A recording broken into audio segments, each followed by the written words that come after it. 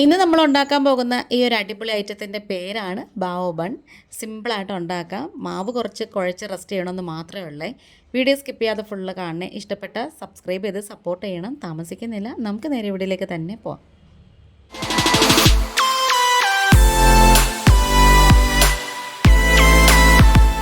അപ്പം നമുക്ക് ആദ്യം ഈ ഒരു ബണ്ണ് ഉണ്ടാക്കാൻ വേണ്ടി മാവ് കുഴച്ച് വയ്ക്കാം. 240 ml കപ്പിൻ്റെ 2 കപ്പ് മൈദ എടുത്തിട്ടുണ്ട്.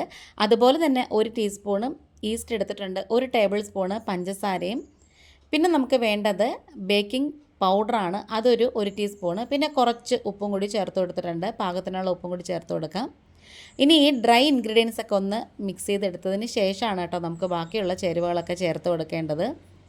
അങ്ങനെ ഇതെല്ലാം കൂടി സ്പൂൺ കൊണ്ട് മിക്സ് ചെയ്തതിന് ശേഷം നമുക്കിതിലേക്ക് 2 ടേബിൾ സ്പൂണ് പാൽപ്പൊടി ചേർത്ത് കൊടുക്കണം. അത് മസ്റ്റാണ് കേട്ടോ. പാൽപ്പൊടി ഇല്ലയെന്നുണ്ടെങ്കിൽ പാലൊഴിച്ച് നമുക്ക് മിക്സ് ചെയ്താലും മതി. ഇനി ഇതെല്ലാം കൂടി കൈ കൊണ്ട് നന്നായിട്ട് ഇങ്ങനെ ഒന്ന് മിക്സ് ചെയ്തതിന് ശേഷം നമുക്ക് ചെറിയ ചൂടുള്ള വെള്ളം ഒഴിച്ച് വേണം നമുക്കിതൊന്ന് കുഴച്ചെടുക്കാനേ. അപ്പോൾ നിങ്ങൾ പാൽപ്പൊടി ഒഴിവാക്കണമെന്നുണ്ടെങ്കിൽ അതിന് പകരം ചെറിയ ചൂടുള്ള പാലൊഴിച്ച് വേണം കുഴയ്ക്കാനായിട്ട്. ഇനി നമുക്കിതിലേക്ക് കുറച്ച് സൺഫ്ലവർ ഓയിലും കൂടി ചേർക്കണം.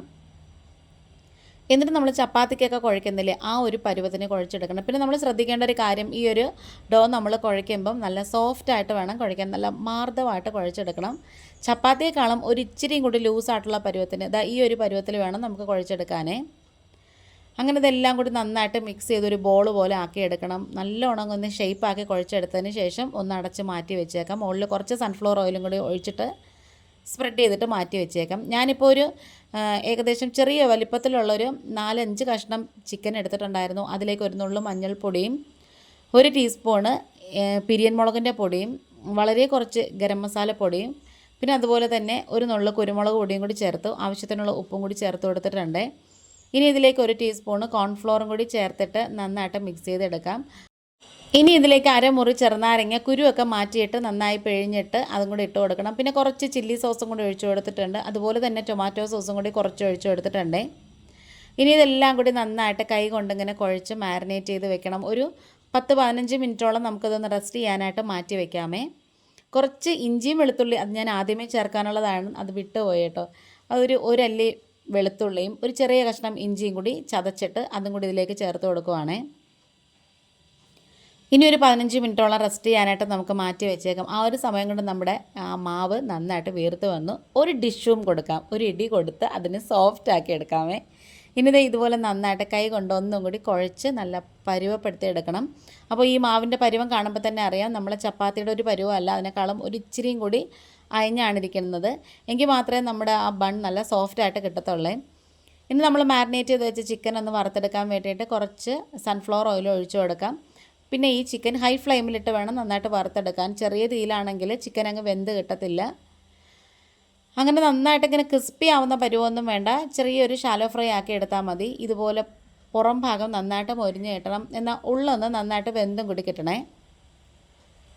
ആ ഒരു പരുവം ആവുന്നത് വരെ നന്നായിട്ട് ഇങ്ങനെ മൊരിയിച്ചെടുത്തിട്ട് നമുക്കിത് വേറൊരു പ്ലേറ്റിലേക്ക് അങ്ങ് വാക്കി വെക്കാമേ. അപ്പോൾ നമുക്കിനി ആ ഒരു സമയം കൊണ്ട് നമ്മുടെ ആ ഡോവ് എടുത്തിട്ട് ചെറിയ ചെറിയ ബോൾസ് ആക്കി എടുത്തിട്ടൊന്ന് കുഴച്ചെടുക്കണം, ചപ്പാത്തിക്കൊക്കെ കുഴയ്ക്കുന്നത് പോലെ. അപ്പോൾ ഇതിനകത്തുനിന്ന് നമ്മൾ ചപ്പാത്തി പരത്താനായിട്ട് എടുക്കത്തില്ലേ ഓരോരോ ബോൾസായിട്ട്, അതുപോലെ ഒരു വലിയൊരു ബോൾ എടുത്തിട്ട് ഇതുപോലെ നമ്മൾ കൗണ്ടർ ടോപ്പിലോ, അല്ലെങ്കിൽ ഞാനിപ്പോൾ ഇത് സ്റ്റീലിൻ്റെ ഒരു ചോപ്പർ മേടിച്ചതാണ് കേട്ടോ, ചപ്പാത്തി പരത്താനും വെജിറ്റബിൾസ് കട്ട് ചെയ്യാനൊക്കെ അത്യാവശ്യം നല്ല വലിപ്പമുള്ളതാണ്, നല്ല സൗകര്യമായിട്ടുള്ളൊരു കാര്യമാണ് കേട്ടോ അത്. അങ്ങനത്തെ ഈ ഒരു പരുവം ആവുന്നത് വരെ നല്ല നൈസായിട്ട് പരത്തണ്ട. ഇങ്ങനെ ഒന്ന് പരത്തിയതിന് ശേഷം ഏതെങ്കിലും അടപ്പോ അല്ലെങ്കിൽ ഏതെങ്കിലും ഒരു കട്ടറോ കൊണ്ട് ഇതുപോലെ ഒന്ന് കട്ട് ചെയ്ത് റൗണ്ട് ഷേപ്പിലൊന്ന് കട്ട് ചെയ്തെടുക്കണം. ഇപ്പോൾ ഞാനൊരു 3 എണ്ണമാണ് എടുത്തേക്കുന്നത്. അതൊക്കെ കഴിഞ്ഞിട്ട് ബാക്കി കൂടി നമുക്കിതുപോലെ ഒന്ന് പരത്തിയതിന് ശേഷം നന്നായിട്ട് ഇങ്ങനെ ഒന്ന് കട്ട് ചെയ്തെടുക്കണം. അപ്പോൾ ഞാൻ വേറൊരു പ്ലേറ്റിലേക്ക് ചെറുതായിട്ടൊന്ന് മാവ് ഡസ്റ്റ് ചെയ്തിട്ട് അതങ്ങ് മാറ്റി വയ്ക്കുവാണേ. അങ്ങനത്തെ അടുത്ത ഒരു ബാച്ചും കൂടി പരത്തിയിട്ട് ഇതുപോലെ റൗണ്ട് ഷേപ്പിലൊന്ന് കട്ട് ചെയ്തെടുക്കുകയാണ്. ഇത് കാണുമ്പം ഭയങ്കര മെനക്കേടാന്ന് തോന്നുന്നെങ്കിലും ഒട്ടും മെനക്കേടല്ല കേട്ടോ, സിമ്പിളാണ്. പെട്ടെന്ന് തന്നെ നമുക്കിത് റെഡിയാക്കി എടുക്കാം. ഒരുപാട് ഓയിലൊന്നും അല്ലാത്തതുകൊണ്ട് എല്ലാവർക്കും കഴിക്കാനൊക്കെ ഇഷ്ടപ്പെടും. ഇനി നമുക്കിത് ഓരോ വട്ടത്തിലും കുറച്ച് ഓയിൽ സ്പ്രെഡ് ചെയ്തതിന് ശേഷം വേണം മടക്കി വെക്കാൻ, അല്ലെങ്കിൽ അത് കുറച്ച് കഴിഞ്ഞിട്ട് നമ്മളിത് വേവിച്ചെടുക്കുമ്പം നിവർന്ന് വരത്തില്ല, അതുകൊണ്ടാണ്. ഇനി ചെറുതായിട്ട് ആ ചപ്പാത്തി കോലോട്ട് ഒന്നിങ്ങനെ പരത്തി കൊടുക്കണം, അമർത്തി ചെറുതായിട്ടൊന്ന് പരത്തിയാൽ മതി. ഞാനിവിടെ 2 സവോളയും 1 ക്യാരറ്റും പിന്നെ അതുപോലെ തന്നെ ചെറിയൊരു കഷ്ണം ക്യാപ്സിക്കവും കൂടി നുറുക്കി വെച്ചിട്ടുണ്ടായിരുന്നേ. അത് നമുക്ക് ആ ചിക്കനിലേക്ക് ഇട്ട് കൊടുക്കാം. അപ്പോൾ ഞാൻ ഗ്യാസ് ഓഫ് ചെയ്തിട്ടാണ് കേട്ടോ ഇട്ടേക്കുന്നത്. ആ ഒരു ചെറിയ ചൂടിനകത്ത് കിടന്ന് തന്നെ അത്രയും ഒരു ചൂടിൻ്റെ മതിയേ. ഉപ്പ് കുറവായതുകൊണ്ട് ഒരു ഇച്ചിരി ഉപ്പും കൂടി ഇട്ട് കൊടുത്തു. ഞാൻ സ്റ്റീമർ വെച്ച് കൊടുക്കാം, നമുക്കിത് വേവിച്ചെടുക്കാനുണ്ട്. ആ സ്റ്റീമറിൽ മസ്റ്റായിട്ട് കുറച്ച് ഓയിലൊന്ന് സ്പ്രെഡ് ചെയ്ത് കൊടുക്കണം, അല്ലെങ്കിൽ ഒട്ടിപ്പിടിക്കും. അതുകൊണ്ടാണ്. നന്നായിട്ടിങ്ങനെ ഒരു ആവിയൊക്കെ വരുന്നുണ്ട്. അപ്പോഴത്തേക്ക് നമുക്കത് ഓരോന്നായിട്ട് പതുക്കെ ഇതിൻ്റെ മുകളിലേക്ക് വെച്ച് കൊടുത്തിട്ട് ഒരു 15 മിനിറ്റ് വേണ്ട, 10 മിനിറ്റ് മതിയേ ഒന്ന് വേവിച്ചെടുക്കാനായിട്ട്. അങ്ങനെ 10 മിനിറ്റൊക്കെ കഴിഞ്ഞപ്പോഴത്തേക്കും നന്നായിട്ട് കുറച്ച് വീർത്തും വന്നിട്ടുണ്ട്. കുറച്ച് സ്ഥലം ഇടയ്ക്കിടയ്ക്ക് ഇട്ടിട്ട് വേണം വെക്കാനേ, കാരണം ഇത് വേവുമ്പം കുറച്ച് വീർത്ത് വരും, അതുകൊണ്ടാണ് കേട്ടോ. അങ്ങനെ അതൊക്കെ ഒരു പ്ലേറ്റിലേക്ക് മാറ്റിയതിന് ശേഷം അടുത്തൊരു ബാച്ചും കൂടി വെച്ച് കൊടുക്കുകയാണ്. വിരുന്നുകാരൊക്കെ വരുമ്പം ശരിക്കും പറഞ്ഞാൽ ട്രൈ ചെയ്യാൻ പറ്റും, സ്റ്റാർട്ടറൊക്കെ കൊടുക്കാൻ പറ്റിയ നല്ലൊരു അടിപൊളി ഐറ്റമാണ്. ഇനി മൈദ അൺഹെൽത്തി ആണെന്ന് തോന്നുന്നെങ്കിൽ അതിന് പകരം ഗോതമ്പ് എടുത്താലും മതി. ഇനി ഞാനിവിടെ കുറച്ച് ടിക്ക മയോണൈസ് ഉണ്ടാക്കിയിട്ടുണ്ടായിരുന്നു, അതിൻ്റെ വീഡിയോ എടുത്തിട്ടില്ല, അത് സെപ്പറേറ്റ് ആയിട്ടൊരു വീഡിയോ ആയിട്ട് ഇടാമേ. അത് നമുക്ക് ഇതിലേക്ക് ആ മയോണൈസ് ഇട്ട് കൊടുത്തതിന് ശേഷം കുറച്ച് ടൊമാറ്റോ സോസും കൂടി ചേർത്ത് കൊടുക്കണം. ഇനി സിമ്പിളാണ്. ഓരോരോ ബണ്ണായിട്ട് ഇങ്ങനെ എടുത്ത് നമ്മൾ ഓയിൽ സ്പ്രെഡ് ചെയ്തുകൊണ്ട് പെട്ടെന്ന് തന്നെ നിവർന്ന് വരും.